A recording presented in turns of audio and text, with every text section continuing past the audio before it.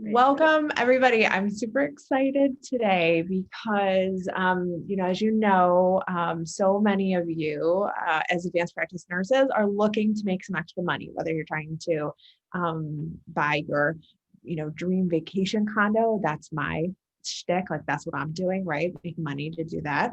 Or you're trying to pay down student loan debt, or you're trying to take your dream vacation or build your dream kitchen, whatever it is, whatever that vision is for you.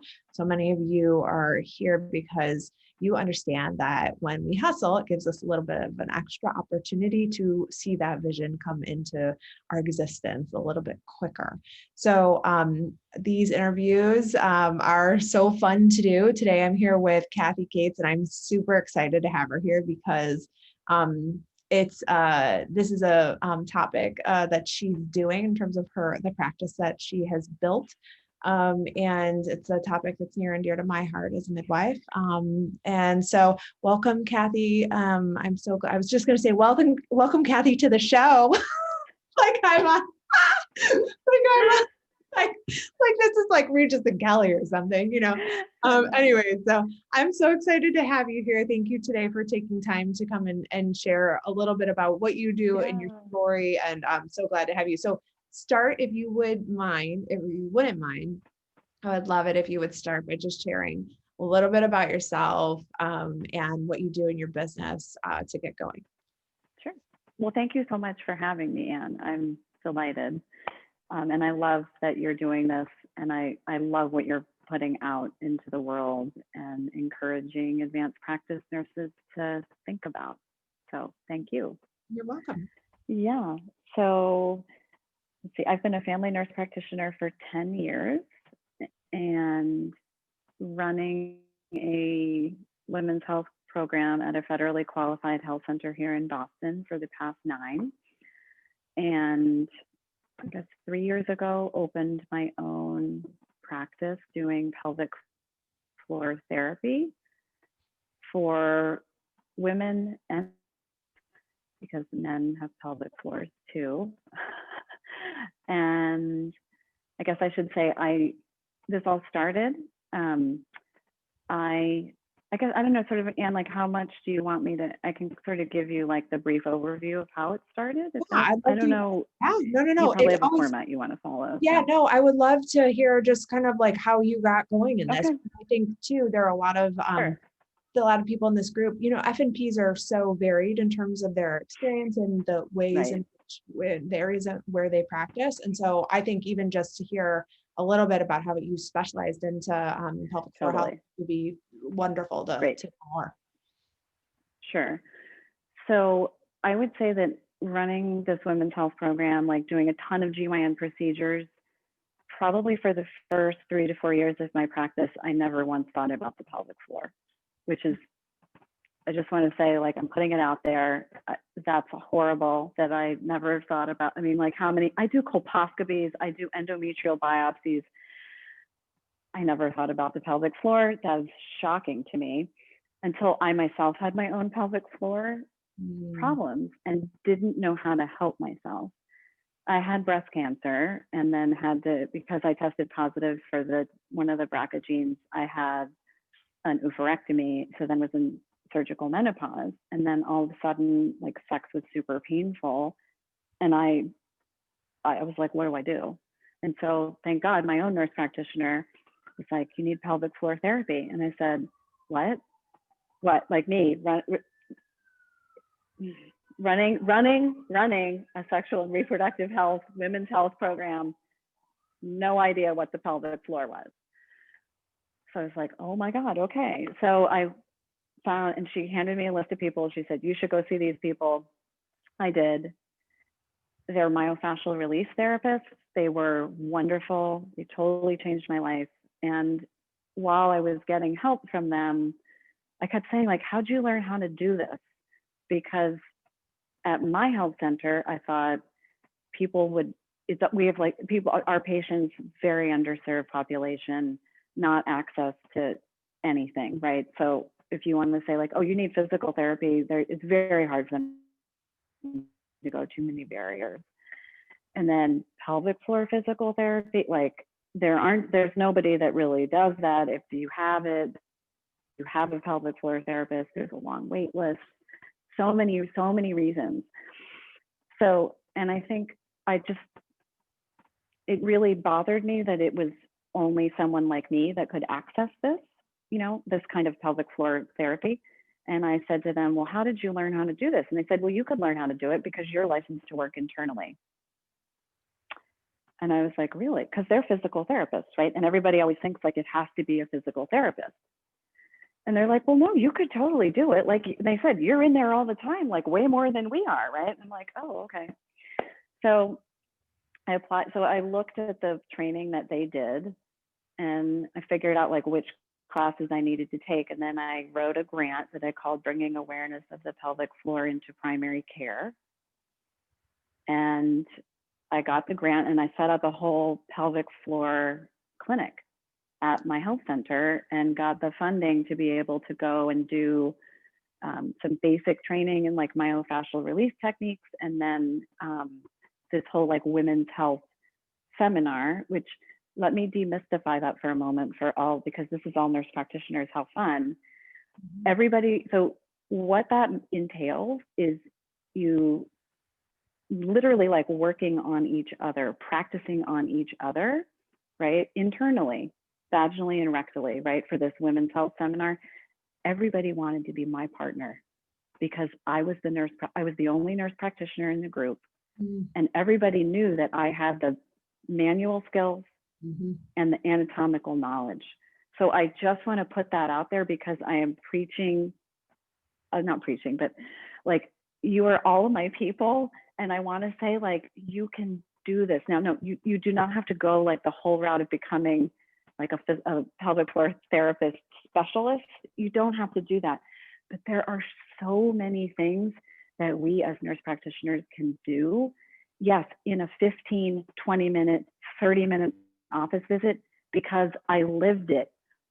I did it. And I'm here to say like, you can make a huge difference in your patients' lives with just thinking about things in a slightly different way and learning like, it's really just thinking about like having someone give you a different lens through which to view your physical exam, really.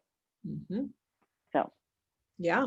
Okay. So you started this, thank you. And thank you for sharing about, your personal history and your personal journey with breast cancer and your personal journey with pelvic floor PT. I mean, that's just, it is different, right? Like I think when I was at Loyola, one of the courses that I took was our stats course, and our professor was like, you can be the expert with the big E, the one she's like, there's two kinds of experts. There's one with the little E, that's you who, you sit here and you read it in a book and you figure out how to do it and you know all about it.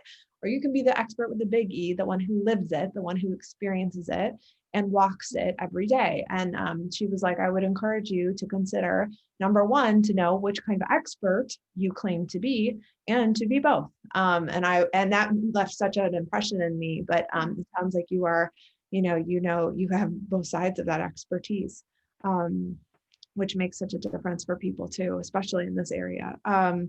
So you started, so you go through this experience, you work on your own pelvic floor, you seek out some additional training by doing a grant, which I love. I mean, I'm a huge proponent of get your chair to pay for whatever you can get your chair to pay for and get going so that you don't have to pay for it yourself. That's how I became a coach. So good for you, like high fives there. Yeah, good for you too. Exactly. And then, so you go and you do your, like a course, right? You grant approved, you get the dollars, do this additional training. And then you open, and then what happens? So you open. Sure. So I started at my health center. I started I called it a myofascial release program with a specialty with a subspecialty in pelvic floor. And so, and because it was a very under-resourced setting, I sort of became the like PT, OT, whatever, like just kind of the catch-all. Because, for those of us who work in those under-resourced settings, you just figure out how to do it and make it work. And so, with my grant, I got 500 yoga mats and I got 500 exercise balls and blocks and, dilators and all sorts of stuff. And I just kind of started. So I guess just because of my relationship with different gynecologists, OBs, the word sort of got out that I was developing this practice at work and the specialty. So then people started to call me and say, like, do you do this somewhere else? Like, what if people aren't your patients? And I was like, oh, okay. And literally, I was in the car about to go see my first sort of private patient, and I was on the phone with the malpractice insurance people, and I'm like, so if I sign on right now, does this start right now? Because I'm going to see somebody in 5 minutes. I'm just saying, like there was no grand plan, They're like, yeah, you're covered. Yeah. Right? Yeah, they're like, yeah, you're covered. I'm like, excellent. And so it just sort of started. And then, I think I am someone who loves to connect with people.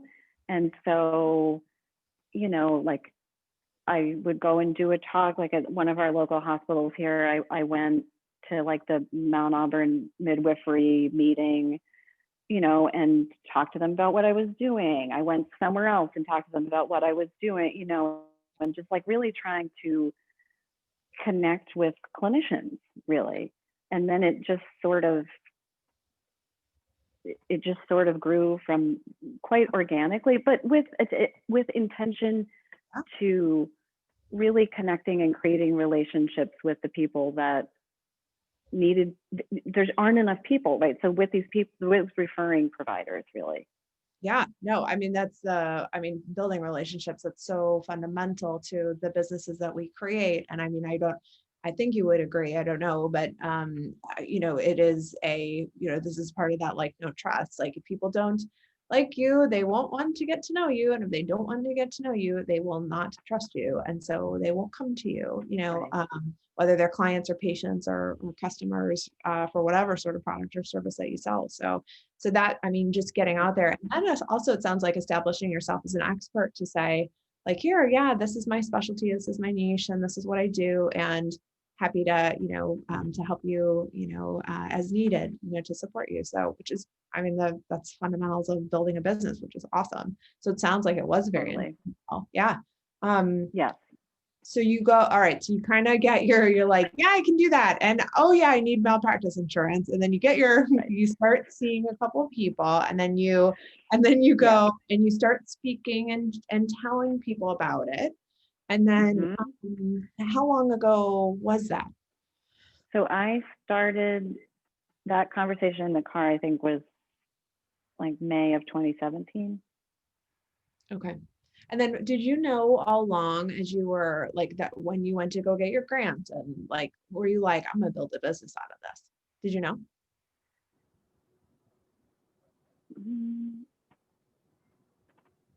I think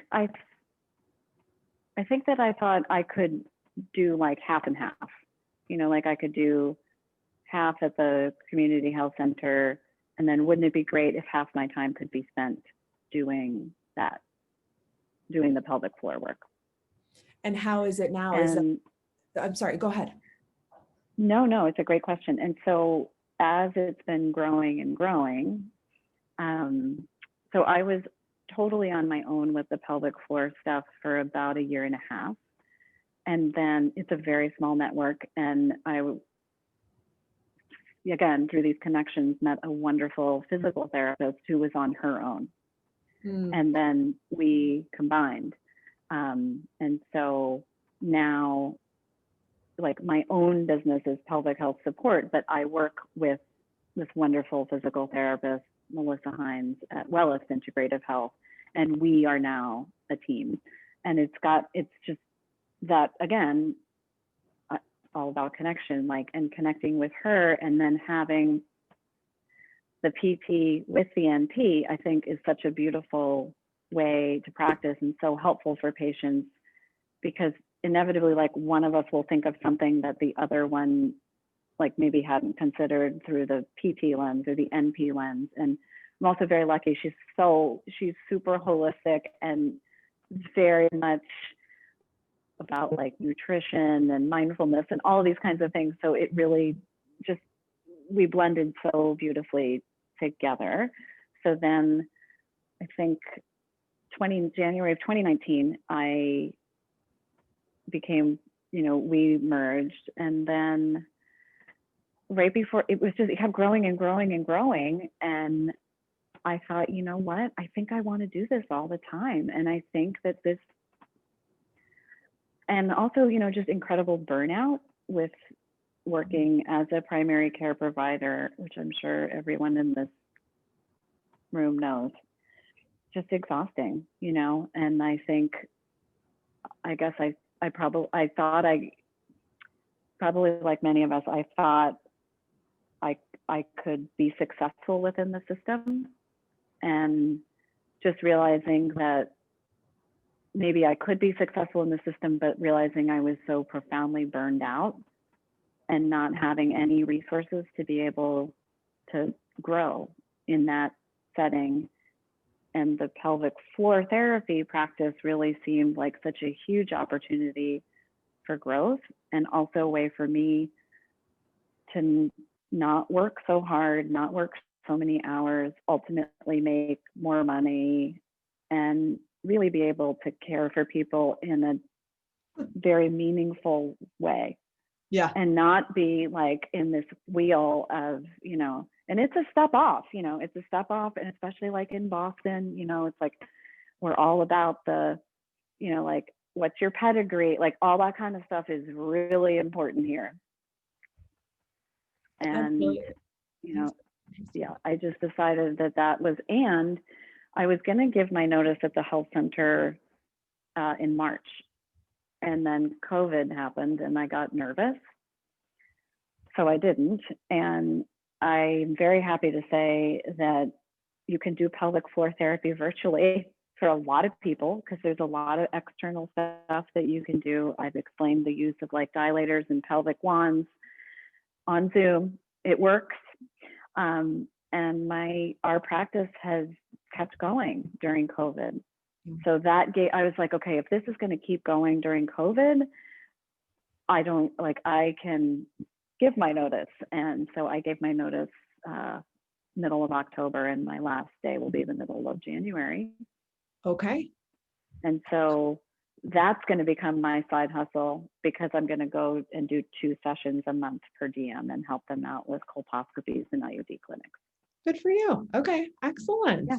All right. How does it feel to have, how does it feel now to know that you're making that leap? I mean, it's a big leap, it sounds like you have proof of concept, which is excellent. So, that's super exciting. And it's a big leap. How does that feel, just being in this stage of like, I resigned, I'm making the leap, I'm switching gears, how does that feel to you? So most of the time it feels completely amazing. And then it also feels scary. And like, sometimes I wake up in the, like 5 in the morning and I'm like, oh, what am I doing? Like, really, I'm really stepping off the track here. And also, having been in the same place for 10 years, I am very sad to be leaving a lot of my families. It's a family medicine model, and so I am just deeply sad to leave my families. Mm-hmm. So it's a mix. Yeah. Do you have full practice authority in Massachusetts? Excellent question. During COVID, yes. Oh, okay. All right. And I don't know what's going to happen after COVID. Okay. Okay. Good for you. Yeah, that's good. Yeah. Okay. What would you say? So you've been kind of playing with this and, and dabbling and, starting the side hustle a couple of years ago, growing it, seeing it really grow, building a business. And what, if you had to share with someone pearls of wisdom or, word of encouragement or advice, what would you say to someone who's thinking about, like, I'm in burnout. I can't stand it. I feel suffocated. I had Jessica Chung on the program, on the show. I interviewed Dr. Jessica Chung, and she said, I was at a point where I felt like the four walls were caving in, and I just like couldn't, get a breath. And I wonder, what advice do you have for someone who's sitting kind of in a similar situation? You have to make yourself a priority. Mm. Yep. And if you're not taking care of yourself, you can't be present for your family, your friends, your larger community, whatever community you're a part of, and you can't be present for those people when you are just so fried by the end of every day, and you literally feel like if someone asks you at work to do one more thing, you cry. Mm-hmm. You can't. And I think if you're even having inklings of that, start making a move, because I think guys stayed too long. Yeah. Yeah. Isn't that interesting though, how we have that, it doesn't feel like that. And I've been in that situation too. And I don't know that it feels in that moment like the clarity is there and the alignment is there. And then maybe it's just hindsight's 2020 and being able to look back and say like, oh fuck, like that was a terrible moment. I was terribly burnt out, cranky, angry, frustrated, like unpleasant, misaligned, all the things. And I think, with that ability to look back, it's easier to start to see where the slope changed, where the decline began, where one's like, this doesn't serve me in a way that I need to feel good and to feel whole, and to contribute in the way that I want to contribute. So that's an interesting piece of advice. Thank you for that. So like really fill your own cup. And really, don't just talk about it, and yes, it's scary. Yeah. And I think also as nurse practitioners, it's so easy to just give and give and give and give and give, right? Like that human giver syndrome. And there's all this guilt about like, if you actually say, no, this is what I want and what I need. Yeah. And we just have to. Did you read Burnout by Emily Nagoski and oh God, it's so good. I'm in the middle of reading it right now. It's so. Oh, totally. Yeah. And her first book is amazing. Oh, you probably have read that. I have not yet picked that one up, but that one sounds really good. I think that's on my list of, in the next couple months to read. Come as you are. It's a little dry, but I think it's incredibly helpful for our patients and helping them and ourselves understand our own sexuality in a way. It's very powerful. She's really cool. Okay. Yeah. Excellent. And I love Burnout. I think it's so good. Yeah. I love the 20-second hug. Hugging someone for 20 seconds. I know. We do that now, my husband and I. He's like, give me 20. I'm like, okay. Come on. I know. I tell the boys, I'm like, come on, it's time. It's daily hug time. Come on over. And they're like, but why? I'm like, because of oxytocin, and it's really important in a pandemic to have oxytocin release. And yes, we can do that. Like, come on. So it's the same thing on our. And that research is really good, and we've known about those benefits of oxytocin and that decreasing aggression and that bond, the hormone of just bonding and seeing kind of those cortisol levels decrease. And I think it's fascinating. So no, I agree. We're on the whole anywhere from 6 to 20 seconds or whenever one melts. That's our like, what did you melt? Okay, we're good. Awesome. So I love that. Oh, okay. All right. So this has been so good. I am so grateful to you and appreciative of your time and sharing your story. Of course. This will be so helpful. I think there's people in this group who can relate to being in burnout. I know I certainly can. There's people in this group who can relate to being at a point of wondering, is there more? And also there are people in this group who have probably seen a couple of opportunities come across and they didn't quite know how to make that happen, especially in a setting of, an FQHC or an institution, and I love just you talking about ways to get really creative on how you can get, someone to help fund you doing a little bit, something a little bit different, thus creating a name for yourself, thus creating a brand. I mean, that's just it's a great foundation to create for yourself within, under the guise of getting paid, from somebody else while you, hone these skills. So, I mean, kudos to you for Totally. doing so.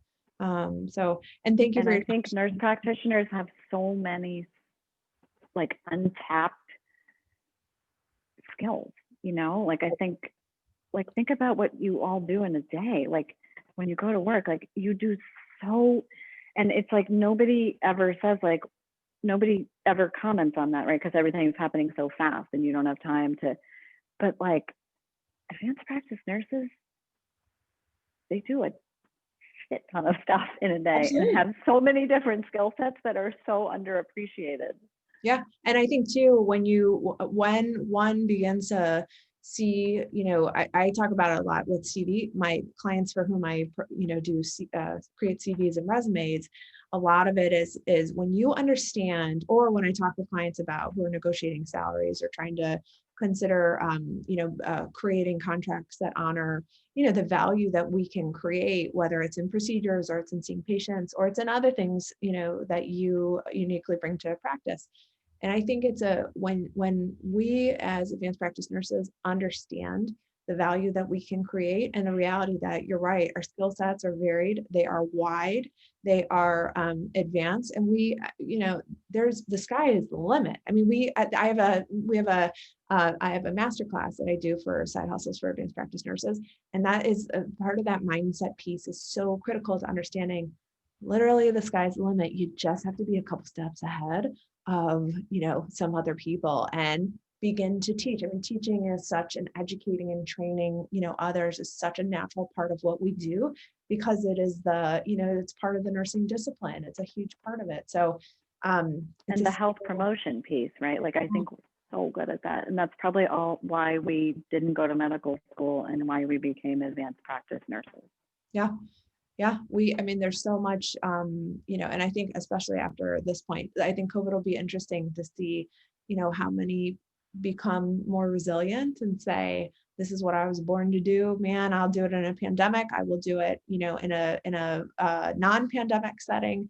And then there are people who will say, it's time to, I'm not interested in waiting for somebody to provide me with PPE to keep me safe, and damn it, I'll create the system on my own to make sure that I can do the work I want to do. I can do the work I was trained to do, and I can make some money in an environment that protects me, so. Totally. And one other thing along that, like I will create that, when I'm not getting in a certain place. This is why my colleague and I our next project is to create this Institute for Pelvic Health, because we want nurse practitioners, midwives to feel empowered, right? Like to be able to really help their patients with their pelvic floor, whatever it is, and maybe not like do the full scope of what a physical therapist would do or what I do, but certainly like build on the amazing knowledge that they already have to be able to help their patient right away with like very realistic, actionable things they can do. Yeah. And I guess, as we were chatting before, like both my colleague and I are just sort of tired of waiting for, both the institutions that we went to that are like, yeah, we love this interdisciplinary model.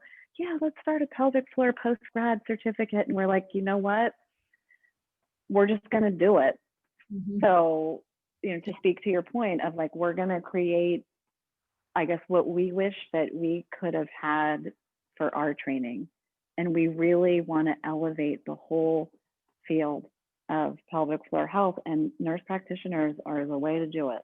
Oh my God. Yeah, absolutely. They're perfectly positioned, Absolutely. Speaking of which too, how can people reach you if there are people in this group who are like, boy, that's something I have an interest in and I'd like to understand more.